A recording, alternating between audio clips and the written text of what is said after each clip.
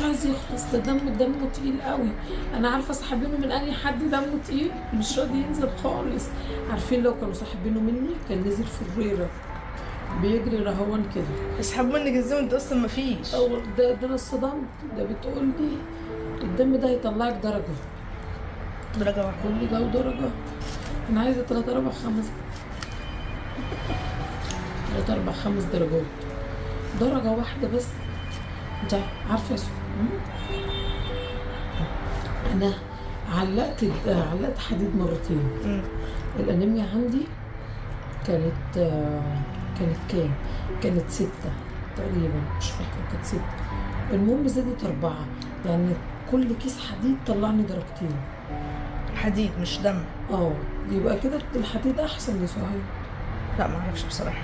امال بقى الدم بايه اللي بيقولوا لي هيخلص معاكي وهينجزك؟ ومين قال لك ان هي درجه؟ مش يمكن اكتر؟ هي الممرضه قالت لي. لا مالكيش دعوه بالممرضه. شوفي لما بيطلع درجه تخلص. واحده، بيطلع درجه ونص، ما بيطلعش يعني مش هيعلقها لي. في بقى اكل بقى، في مشروبات بقى كده تظبط اكل الدنيا. بس ده في اكتر من الدم. بس ارخم حاجه فيه متقل الايد، مخلي العرق الايد تقيل تقيل تقيل مش بيتحرك. هي قالت لي هو رخم. عايزه اقول لك الحديد لما كنت بعلقه كنت بروح واجي بايدي ما فيهاش حاجه.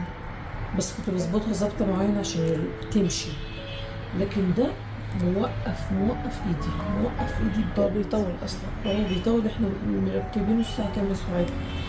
مركبينه كانت الساعه 2:30. كنت نمت. بصوا الساعه كام دلوقتي؟